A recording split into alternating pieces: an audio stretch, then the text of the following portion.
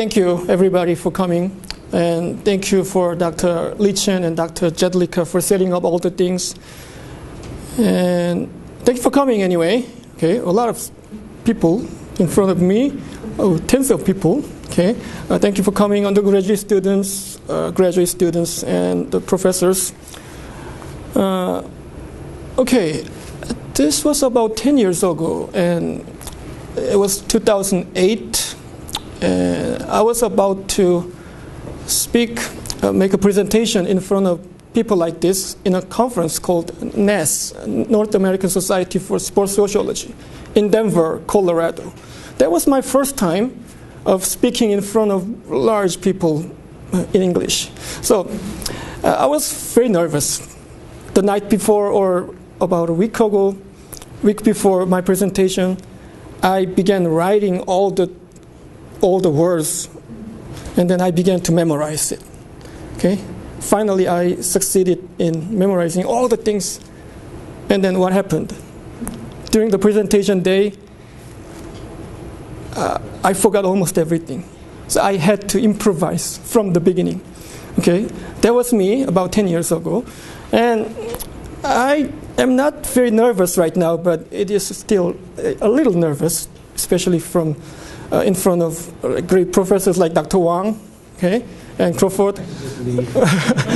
Okay, so anyway, I'm fine. I'm glad to be here, and I'm glad to talk about this topic, of my favorite topic. And this was my PhD dissertation.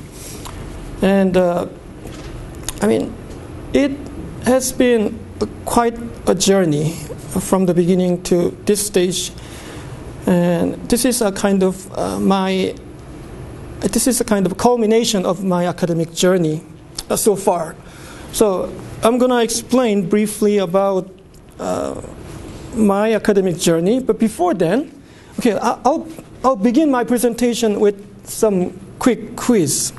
Okay. So this is a direct quote from the book Football U by my favorite scholar, J. Douglas Toma. He was my advisor's really good friend, and unfortunately he passed away in 2010. This is his quote from the book. State 3 facts about Florida State University. Okay, you may write down 3 things. Okay, I'll give you about 15 seconds.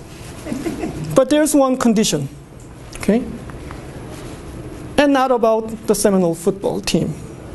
Okay. Can you name at least 3 facts about Florida State University? Oh, Dr. Kim knows something about Florida State University. He went there a lot, but okay. Okay, I'll give you like some seconds. Dante, do you have any idea about it? It's in Florida. Okay, yeah, that's yeah. That's absolutely true. What else? Jacob, do you have any idea? No idea. Okay, that's fine. Because almost everybody, especially in the state of Washington, I mean, they really don't know about it. Okay, that's totally fine. So I'm going to give you the facts. All the facts directly from the university website.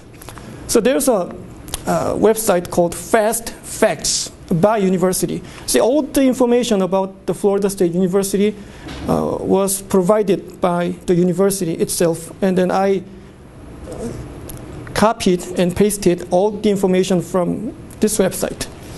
So yeah, I'm not going to go through every detail about it, but it was founded in 1851, and its total enrollment is about 41,000, which is bigger than the entire WSU. I mean, our enrollment is about 32,000, including all the campuses: Everett, Tri-City, Vancouver, Pullman, and global campuses. It's 32,000. So it's bigger than WSU. And I mean, we can go through down. Okay, I mean, this is the facts that the university is something to be proud of. Okay. And then we're going to see a little deeper than this today. So this is what I call alternative facts. Okay, I mean, don't get me wrong. I'm not a Republican, and then I don't work for Trump administration. But anyway, I brought some alternative facts about Florida State University. And from the most recent Princeton Review's top party schools ranking, it's number 20, which is very disappointing, because in my days at FSU, they were ranked always number 1. Okay, now it's 2016. It was number 15, and as I said before, previously number 1 for many times.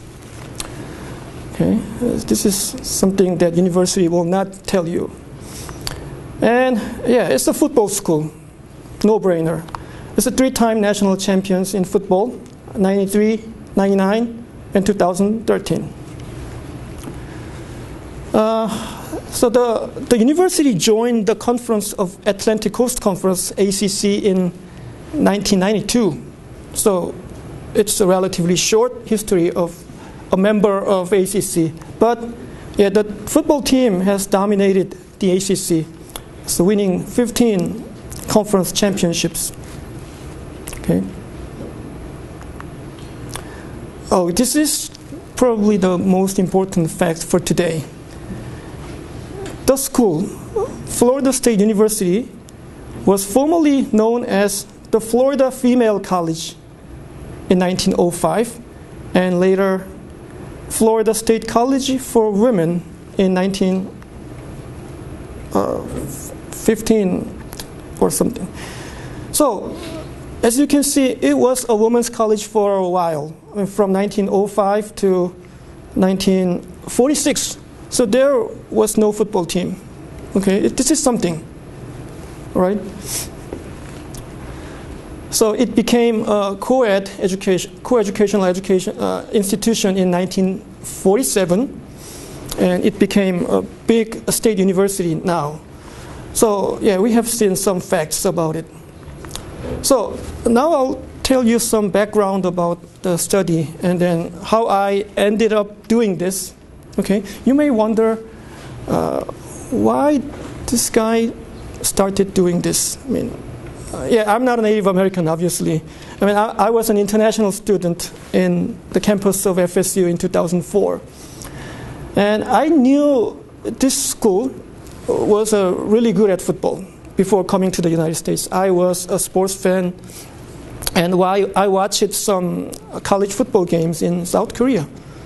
And then, 1980s, 1990s, FSU is probably one of the best teams in the nation for the decade. So I knew it was really good at football, but I was not sure for many things. First of all,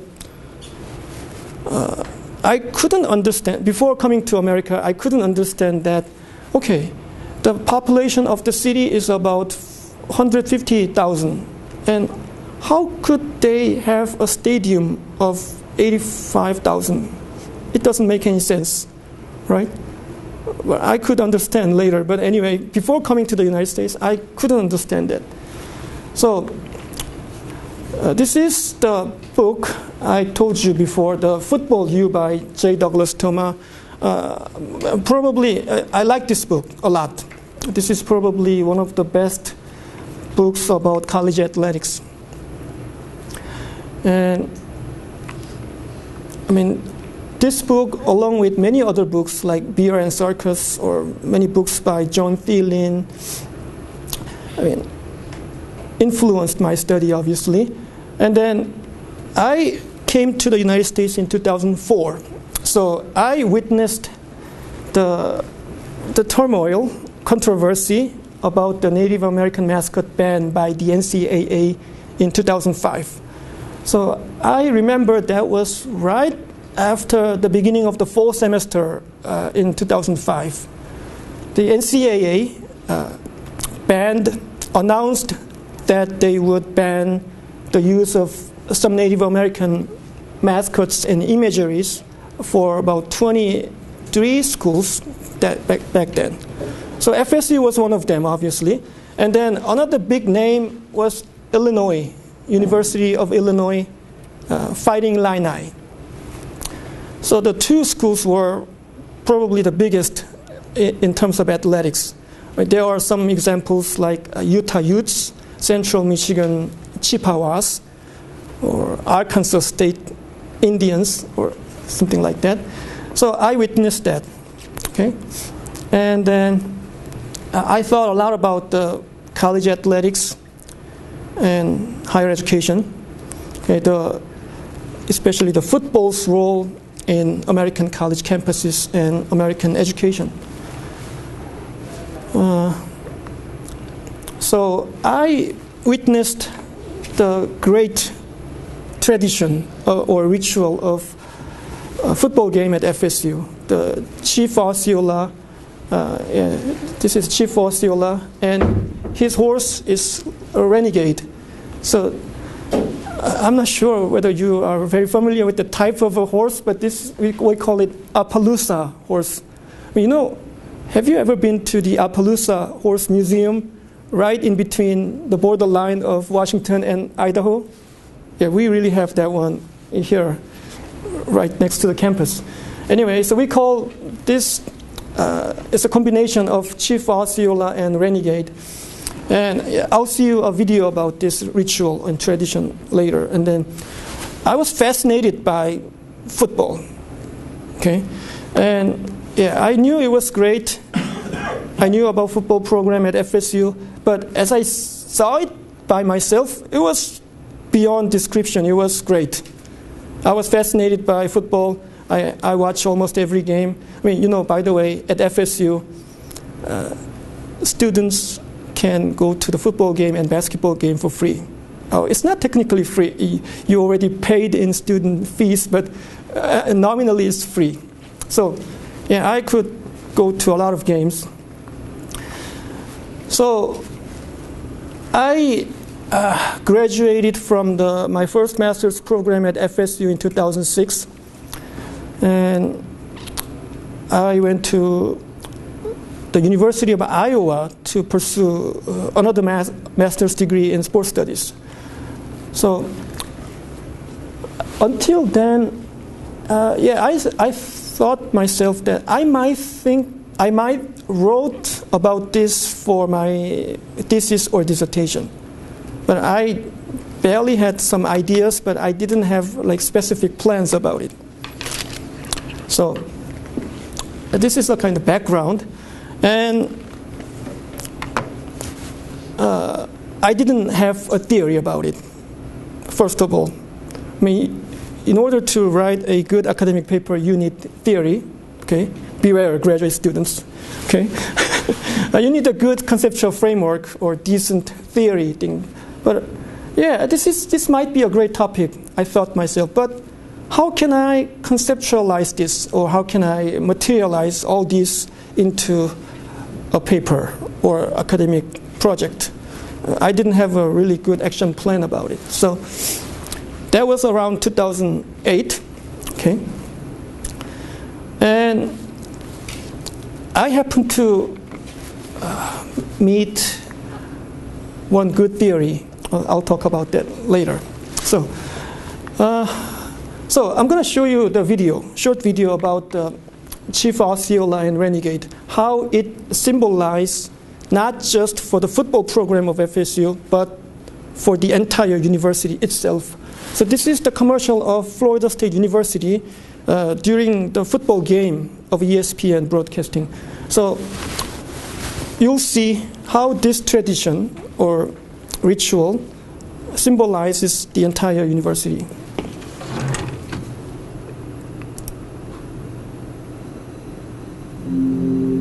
A spirit knows its hearts. A spirit of respect, competition, and academic greatness. Some call our spirit memory. Others call it legend. We call it Florida State University.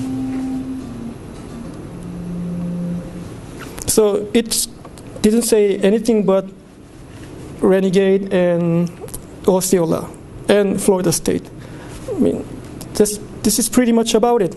Okay, you don't have to say more about the university, how great it is, how great academic programs are, or something like that. So,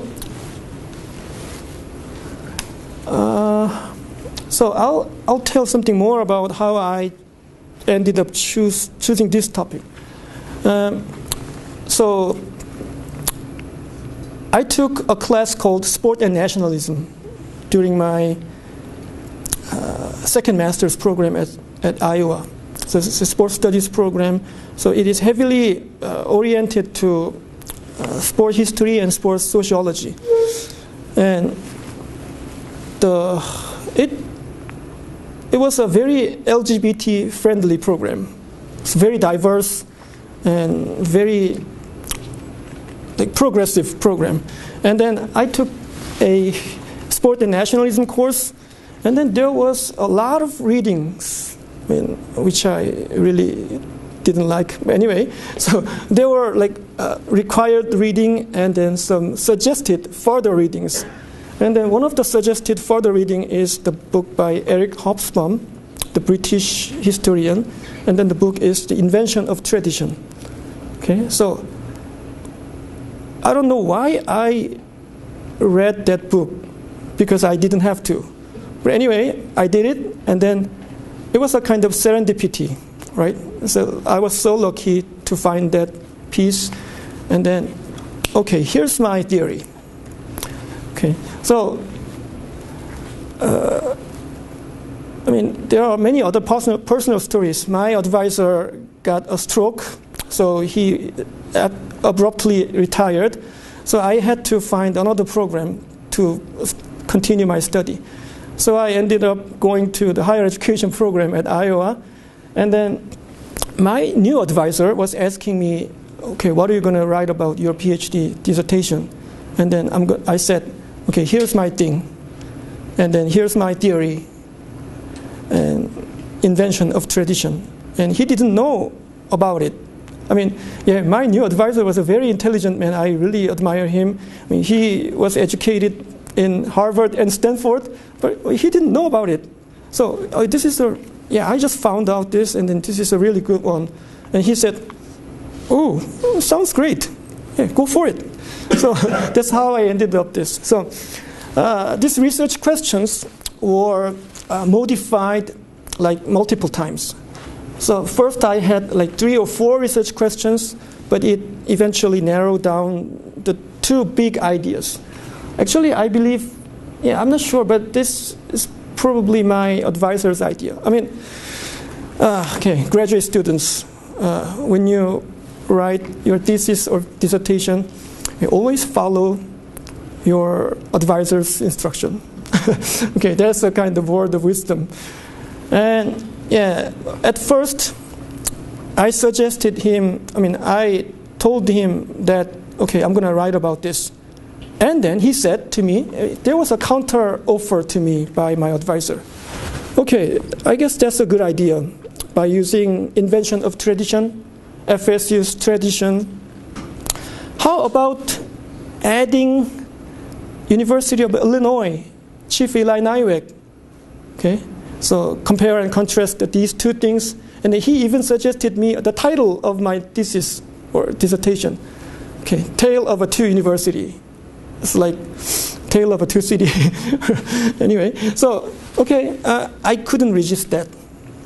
Frankly, that's the safe way always. So, I'll do that. So I did a lot of research about the University of Illinois, Chief Eli Nywek. And then finally, it was a time for me to make a proposal in front of the committee members about the dissertation topic. And then after the meeting, the committee said, okay, go back to FSU. Don't think about Illinois. Okay, I'll do that. It's better because I know that one better than Illinois. So, the thing I want to tell you about this, to the graduate students especially, your final product of thesis or dissertation might be totally different from what you originally thought. But always prepare to do that, because your advisors will be always right, if not always, I mean almost always right. Okay. All right. So here are the research questions. So first of all,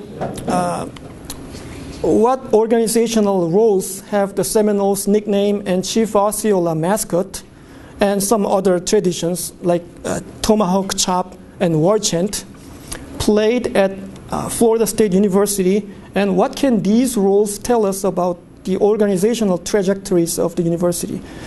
In terms of organizational evolution of FSU, I mean, I told you it was a small regional state university for women. But now its enrollment is more than 40,000, which is one of the biggest state universities in the nation. Okay? So how can we explain these roles of mascot and traditions along that process? And secondly, do the nickname and mascot and their use correspond to the conceptual framework of invented tradition or invention of tradition? So now is the time to use the conceptual framework. If so, what is the utility of this framework in understanding the role these traditions play at the university? So roughly there's two things. The role of the mascot, tradition, rituals, and the usage of conceptual framework of invented tradition.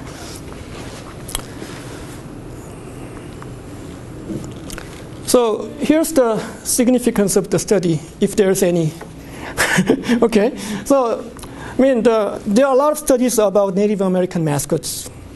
Tons of, I would say, especially during the 1990s and early 2000s. There were a lot of previous research about it. And then Dr. King, he's working for WSU, right here. But studies there are main themes about these previous studies. They generally argue that, okay, Native American nicknames and mascots have many negative aspects. And they also argue that some Native American mascots are racial slurs, like Redskins, Redmen, or even in some case Indians, are racial slurs. And then, please stop using it. That's what they argue. It's the main theme. But I haven't found, I mean, there must be some, I don't know, but I couldn't find some research about few studies have focused on mascots' role as organizational builders or community builders. It might be true that the Redskins mascot, even if it's offensive and bad, it may play a role of a community builder in the DC area. I don't really know because I haven't studied yet, but especially in colleges or high school, it may play some roles as organizational builders and community builders. So just what I was interested in, and that's what I was doing. So the purpose of my study was to explore the roles of the Native American nickname and the mascot, specifically the Seminoles nickname and the Chief Osceola and Renegade, along with the other things like war chant and tomahawk chop, at the Florida State University as organization builders for the university. Okay.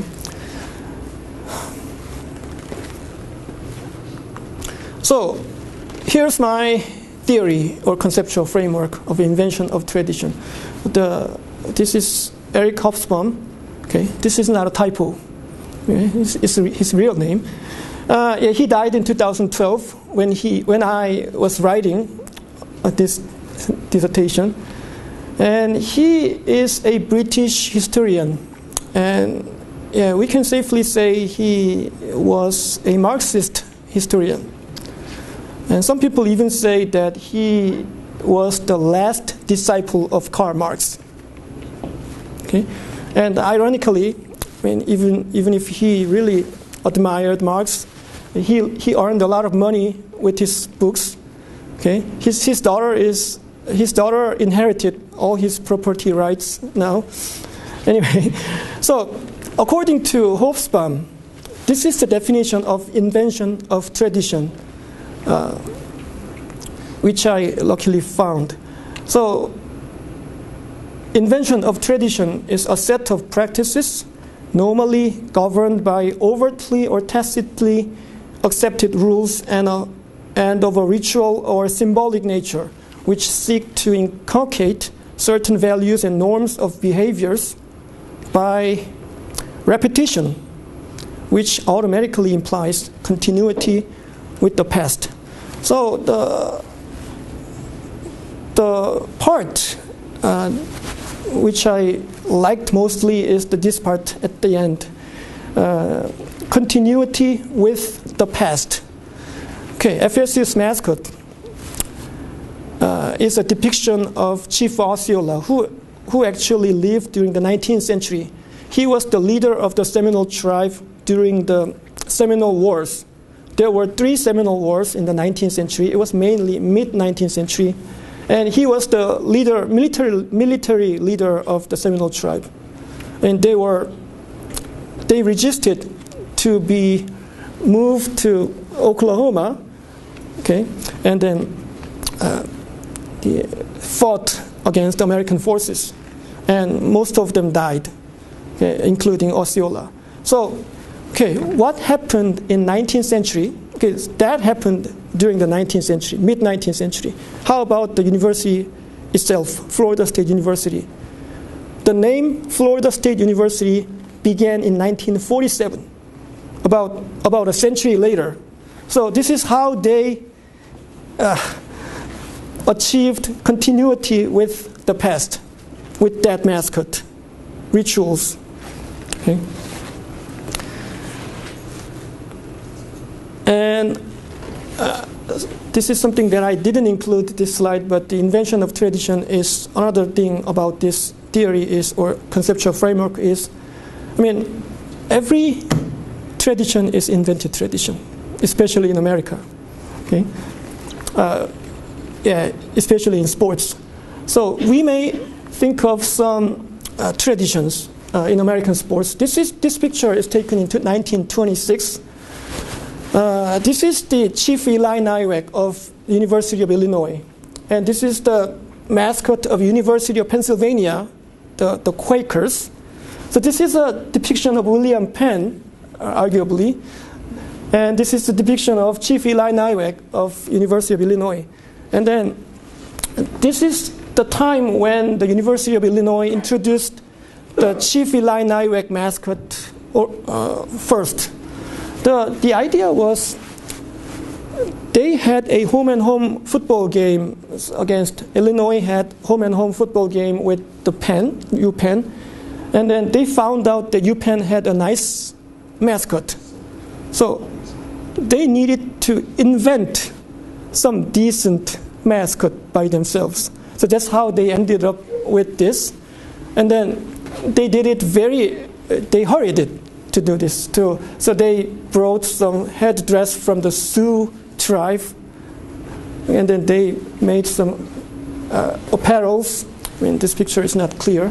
Anyway, that's how they made the original Chief Eli Nywek, 1926. I mean, this is how the invention of tradition worked. And then this is probably around 1930s of Chief Eli Nywek. And this is the Chief Eli Nywek mascot or logo thing they used in Illinois. And I'm going to show you this. You may be surprised by this. So this is a kind of alternative mascot or logo by Illinois around 1980. Okay, see this? I'll show you this too. Okay, can you see how identical these two are? So this one is for Illinois, and this one is for Stanford University. It's hard to believe that they once used to be Indians. Stanford Indians, what a great nickname or something. Anyway, so I don't know why they are so identical.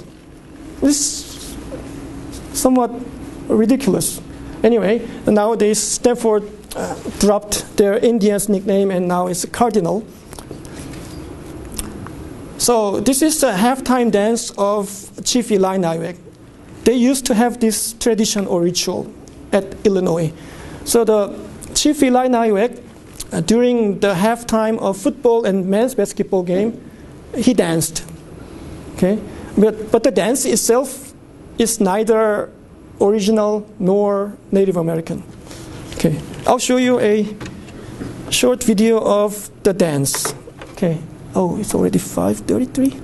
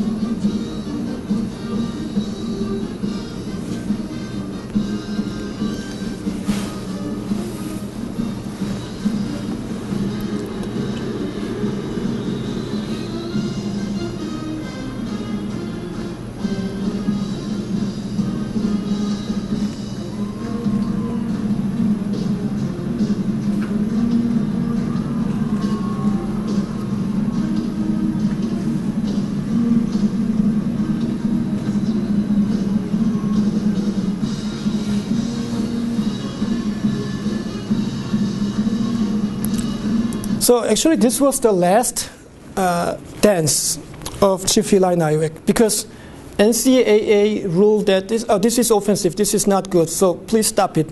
So they dropped this ritual in early 2007. So this was the last time of halftime dance of Chief Eli Nywek. So at the end of this video, many students, fans, they became emotional.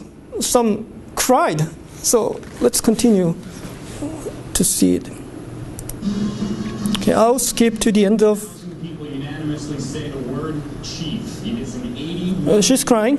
tradition started in 1926, and all the fans there started singing "Hail to the Orange, Hail to the Blue," which is the school's alma mater song. That was the final performance of Chief Eli Nywek, who's been there for basketball games and for football games for the last 80 plus years.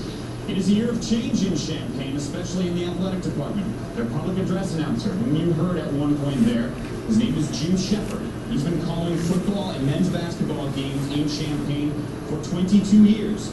This will be his final year at Illinois as well. Another look at the emotions on the faces of fans, cheerleaders, students, as they see a staple of their program come to its final close. But anyway, they dropped it and they no longer do this. Okay. Oh. You just heard 16,000. So they don't do this. So let's see how the mascot of FSU has evolved. So this is the. Okay, I don't really like this. It's about 1950s. Okay, it's a depiction of FSU mascot in the 1950s. Okay, Sammy, the Seminole called. And then I don't know why the backdrop is a Confederate flag. Okay, 1950s, Florida. Okay, so this is a kind of caricature about the Sammy Seminole mascot of 1950s and 1960s. So, similarly offensive. And this combination of Chief Osceola and Renegade began in 1978. Okay, so Bobby Bowden, I mean, if you know the name of Bobby Bowden, a legendary football coach at FSU, he began coaching there at 1976. So that's his third year. And this became very popular and successful. So they kept using it. Okay. Okay. What's wrong? Okay. Okay. Okay, so this one is... Okay, this is the statue outside the football stadium at FSU. The university built this statue in 2002 and 2003, spending millions of dollars. Okay, and this is by far the biggest symbol of the university now, not just for football program.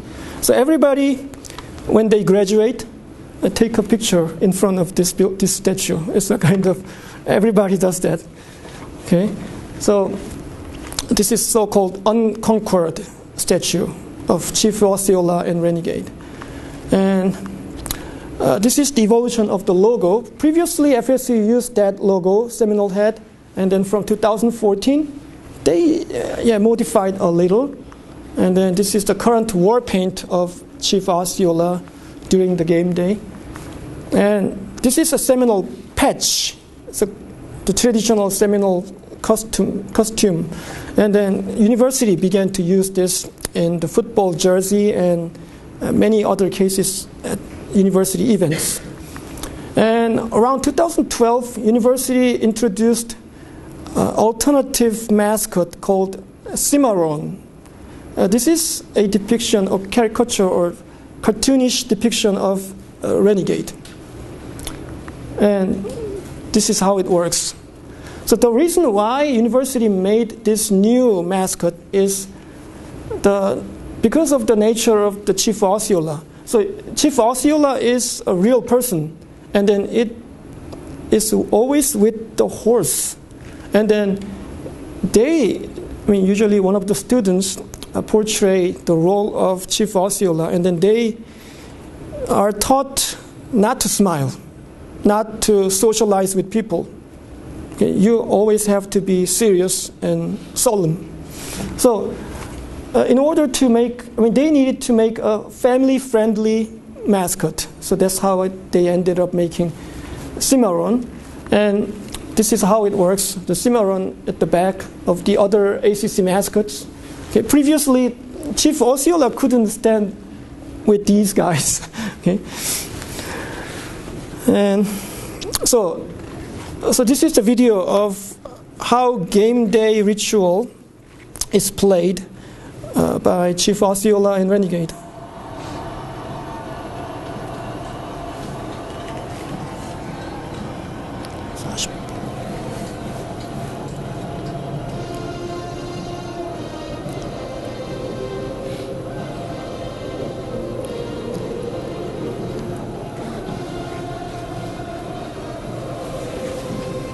Do you think we can wrap it up in about 5 minutes? Yeah.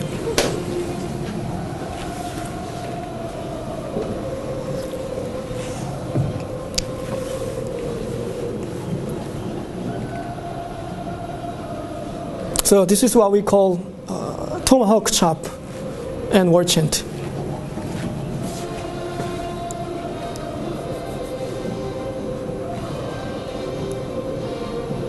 So this is a pretty daunting atmosphere for the visiting teams. Okay.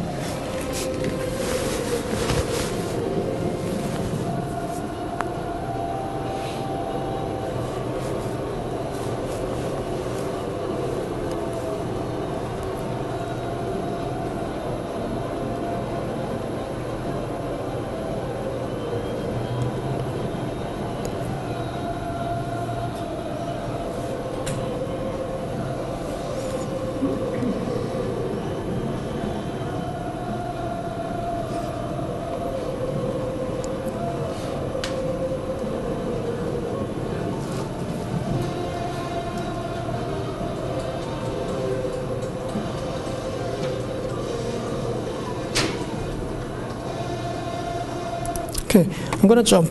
I'm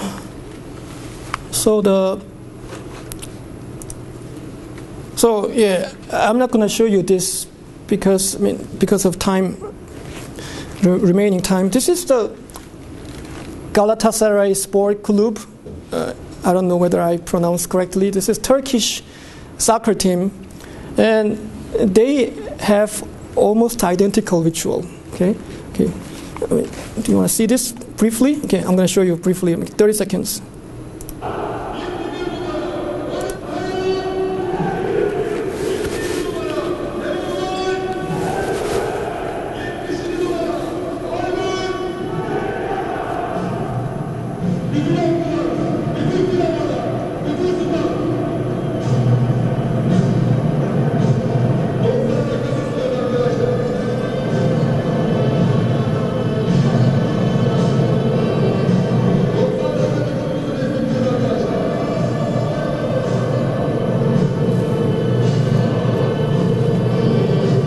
So I once asked about this war chant thing to the Native American leaders. And then he said to me that, okay, originally the Native American drum beat is like a heartbeat. So this is what he showed me about the Native American drum beat. But according to him, this is not Native American, this is Hollywood. Okay. So this is how people invented traditions. So I used a lot of data. I mean, mostly I did observations unofficially because I used to live right next to the football stadium, and I could watch a lot of drunken people during the football game days. And I saw how they socialize, how they tailgate, how they enjoy the atmosphere of football game day. And I found a lot of documents, especially the student newspapers and the local newspapers, yearbooks, university records, documents, memo. And I visited the University of Illinois archive and FSU archive like multiple times. And then interviews, I did interviews for the professors, scholars, Native American leaders, and some alumni and fans. So so I'm going to go a little faster. And so there were many criticisms about FSU's mascot, especially in the 1990s. So the New York Times columnist George Vesey wrote something about FSU, and Dr. King and Springwood, they said it's the best offense, quote unquote. And some other people said it's not original, it's not Native American, none of it. The horse, the war paint, the spears. But FSU tried to defend their tradition, okay, especially after the 2005 NCAA ban. And the vice president argued that, okay, we are supported by our governor. I mean, this case, this Bush is Jeb Bush, okay, the younger brother of George W. Bush. And then the Seminole tribe supported FSU's use of Native American mascot. That was huge. That was a game changer. Okay. Unlike other schools, FSU got support from the Seminole tribe. And then that was a huge thing. And the former athletic director said, no, we should not be on that list. And FSU initiated a lot of efforts to keep its mascot, especially after 2005 controversy. So they opened some Seminole history class, and then they held some unconquered campaign like this. So this special uniform was designed to honor, quote unquote, honor the Seminole tribe. I don't know why it had to be black, but anyway, that happened. And then the football coach, Bobby Bowden, accidentally said that, okay, we are doing this for Nike, not for Seminole people. Okay? That's what he said. And also, FSU tried to keep really good relationship with the Seminole tribe. And, okay, sorry about that. I'll finish it by 5:50. And the Seminole tribe is very special in terms of their financial status. They are very rich people. You know, the Hard Rock Cafe around the world is owned by Seminole tribe. So they earn tons of money out of it, and then they pay a dividend or stipend to every household in their tribe, about $45,000 per year, which is really nice. So they are really good in terms of finance. So they don't want to lose that kind of success. So they really want to have a good relationship with the Florida government and Florida State University, so vice versa. So a kind of mutually beneficial relationship as of now, but it may change, so I don't really know in the future. So these are some of the statues FSU built after 2005 controversy. So emphasizing Native American culture. These are very common around the campus right now. And so here are some findings and discussions. This is the last slide. So what I found out was, unlike many other institutions like Illinois, which gave up Native American mascots, FSU cannot afford to lose the Seminoles name and traditions because they symbolize FSU's successful evolution from a regional women's college to a flagship state university. It meant more than other mascots. And most traditions we see in American sports, like FSU and UI, are neither authentic nor historic. So I dare to conclude that every tradition is an invented tradition. Okay. So here are some things to discuss. Okay, FSU might be the ultimate example of the Flutie effect. Okay, so the athletic success transferred to the academic success, or the overall success of an institution. Then, what's the next step for the university? Now you became big time, kind of. What are you going to do next? And finally, okay, it's a kind of managerial implication that will it be still a good strategy for mid-major schools, like I would say Boise State, for example. They really have a good football program. Okay, they got national recognition with that football team, but will it be a good strategy to follow in FSU's footsteps? And what kind of unique symbols will they need other than blue turf? Okay, along with the winning football team. Okay, I mean, here are the things we can discuss more, and I guess my time is up. Thank you. Thanks indeed. Thanks for this presentation. We do have about 10 minutes left, so let me open the floor for questions and comments or discussion.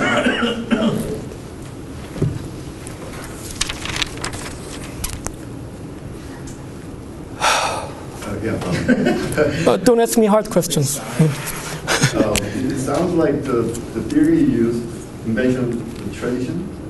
Oh, yes. The storytelling, story-making strategy. So do you have any case that is successful or failed by using the theory? I'm sorry, again? So the theory, yeah. Invention of tradition. So do you have any case, or do you have any idea that is successful or failed by using the theory? Yeah, I said every tradition is invented tradition, and some traditions we know in college football is still new. Like Wisconsin, they have a tradition of jump around, right? The song was released in 1990s. I guess early 1990s. I mean, how can we say it's a tradition even if it's about 25 years old? But we still call it tradition. And Virginia Tech has a similar kind of entrance with the song by Metallica, Enter Sandman. The song was also released in 1994 or 5. So I would say, they say those things are cherished tradition. Okay?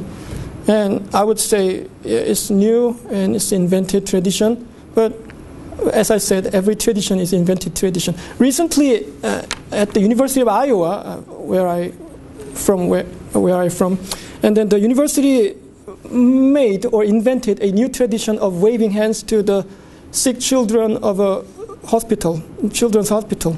I mean, it became viral nationwide. So the school really enjoy it. So, I mean, yeah, I guess that's my answer. If I don't know whether I answer correctly, but so those are another examples of invented tradition. Oh, Dante. So if a tradition can be invented in such a short period of time, obviously, like, eliminating the mascot and the traditions that they already have would have, like, an immediate negative impact. But don't you think that they could create new traditions to kind of... Oh, yeah, that's a good question. Actually, when it's a Stanford case, when the university decided to give up the Indians mascot thing, some people feared about like less amount of donation to the university or something like that. But actually, that was not the case. I mean, there are many other factors on donations or financial. We have to consider financial, climate, or many other things. But actually, the donation didn't decrease after the change of mascot from Indians to cardinal. Okay, so it's the same in Illinois. Okay, that's not the case. I mean, some people actually worried about it. They had a concern about, oh, if we lose this cherished tradition, long tradition of Native American mascot, we might lose a lot of donations because of the pissed alumni or fans, but that was not the case. I mean, but I don't know about the FSU case, but I concluded that FSU's mascot meant more than other mascots, but currently the relationship between the university and the Seminole tribe is really good, so there's no problem. But what if there's a new leadership in the Seminole tribe, and then he or she, the leader, decide that we no longer support the use of Native American mascot at FSU? So then FSU might have to drop it. So I don't. That's my question. So how is your first statement true then? Which one? The one that said that FSU cannot afford to lose the Seminoles name and tradition because they, like, why is it unique to them and not unique to someone else? Like, you said that you concluded that. How did you come to that conclusion that it was more valuable to them than the teachers are to WSU? First one. Okay. So one of the uniqueness of the Seminoles mascot is, I guess, it's the only one in the nation. Unlike Indians or warriors or red men or something like that. So it's very unique. And there's only one Seminole tribe. I mean, there's a Seminole nation in the state of Oklahoma. But actually, they didn't like the use of Seminole mascot. So it's a problem for the university. But the special status of FSU mascot is, I mean, FSU is probably the only university that has an official endorsement by the namesake tribe. I mean, they did in Utah case, Utah Utes. They had a permission by the tribe, and then the relationship is not very solid as far as I know. They kind of endorsed about using Utes name, and Chippewas they endorsed, but they kind of lackluster attitude. Okay. Tradition is long held as a way to maintain racist practices. I mean, I think it's a common reason that we've got to keep going with and sustain racist practices. And it seems to me what you found is that there's basically the monetary benefit for FSU and the Seminoles to keep it the way it is. But is it enough for the Seminole tribe to approve it, given that the racism that goes beyond their tribe and what's attributed to it?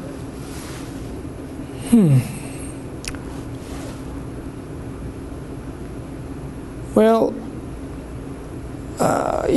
it's hard to tell, I mean, to me, but And the other thing I wonder is, Okay. so my understanding is NCAA supported this also. So, yeah, NCAA kind of acknowledge it. Okay, if the Seminole tribe is okay, we are okay. That's their attitude now. And They too are a business. They too are a business, yeah, so that's. and yeah, I also North Dakota and Fighting Sioux. they changed their nickname to the Fighting Hawks. Okay, the UND had a long history of lawsuits and legal process, but finally they changed their name. Okay, and okay, I just want to add one thing is the difference between the FSU and Illinois. So the main difference, I didn't put it on my slide, but the thing is the two institutions are very different, but they use the similar Native American mascot. But the Illinois, when it began using its Native American mascot in 1926, it already had a really good football program. I mean, the Red Grande, George Halas, and then they already had a 70,000 football stadium in the 1920s and 30s.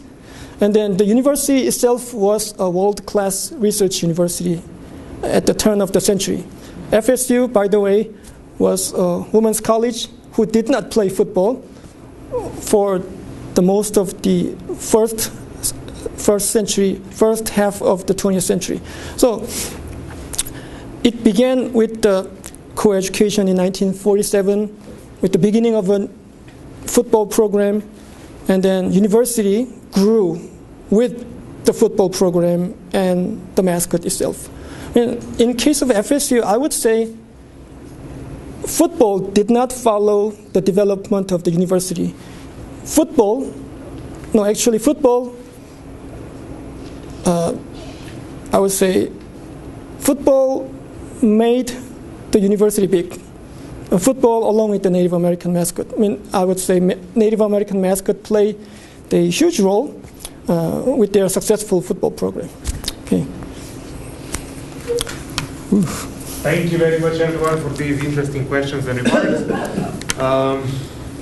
And this brings our first research meeting of the semester to a close. Join us again in 3 weeks on February 14th when Dr. Penny Crawford will be presenting her current research project. But until then, thank you very much for attending. Thank you very much for your comments, and have a good rest of the evening.